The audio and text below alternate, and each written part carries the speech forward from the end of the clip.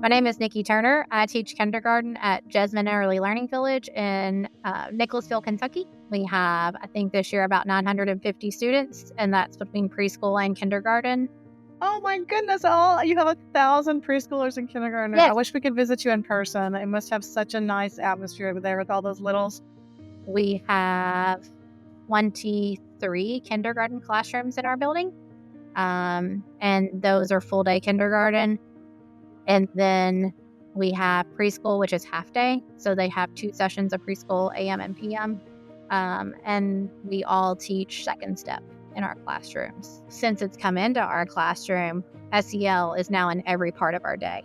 It's, when we switch rotations, we may remember at your next stop, it's okay to make mistakes. We're going to try. Do teachers still love you if you make mistakes? And we incorporate it into every part of our day, and it's in reading, it's in science. So really tying it together, and every teacher teaching the same lesson at the same time. We can use the verbiage in the hallways when we see other classes. Even though they're 5, they relate, and somebody can say, well, I was sad when my grandpa moved. And another child will say, well, I was sad when my grandpa moved.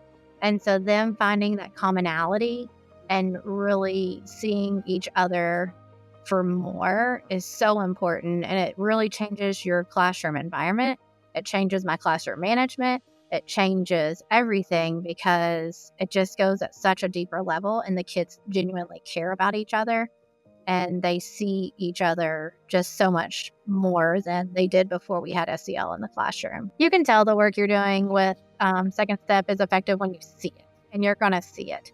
You're going to see the kids use the lessons and use, like I said, the self-talk for when you make a mistake, or the self-talk for when you feel sad. One particular kiddo of mine, and it was the self-talk aspect. It's probably been like 8 years ago. I had her, and her home life was rough, and she had no self-worth. And so every day we did self-talk every morning, affirmations. I am smart. I can try my best. I can do hard things.